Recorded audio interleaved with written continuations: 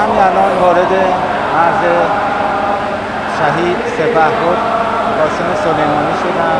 ما این راهپیمایی رو زنده نگه می‌داریم برای اینکه ثابت کنیم در پی راه سرور سالار شهیدان هستیم.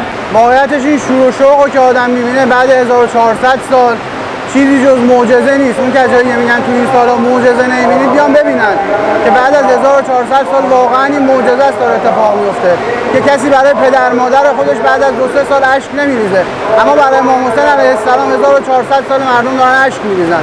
و همچنین امسال این واقعی که تو غزه اتفاق افتاده باعث شده مردم بیشتر هم شرکت بکنن تو این راهپیمایی و یه جورایی خونشون به خروش بیاد و با چپی‌هایی که همراهشون دارن اعلام انزجار بکنن و نابودی اسرائیل با دعای همه کسایی که میان کربلا ان شاءالله به زودی رقم بخوره. قضیه شهادت امام حسین مال 1400 سال پیش درسته که اون موقع اتفاق افتاد، ولی یک جریانی رو رقم زدن که هنوز ادامه داره، یعنی برای تمام دوران‌ها ادامه داره. به قول امام صادق علیه السلام که کل ارض کربلا و کل یوم عاشورا و کل شهر محرم، این در واقع نشون میده که در تمام تاریخ این قضیه میتونه تکرار بشه، کما اینکه الان هم یک در واقع یک یزید زمانی به نام اسرائیل وجود داره که داره جنایت میکنه. ما باید اون حرکت امام حسینی خودمون انجام بدیم و حرکت زینبی خودمون انجام بدیم که به اون نتیجه و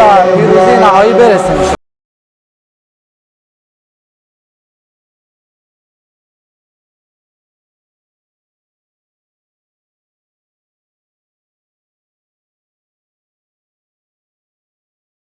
قیامی است که جهانیه.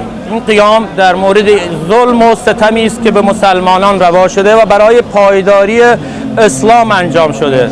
هدف ما در این موقف اینه که قدمی در این راه برداریم برای روشنگری در مورد ظالم و مظلوم و انشالله بتونیم سربازانی برای امام زمان باشیم انشالله. حی علی کربلا قد قامت الاربعین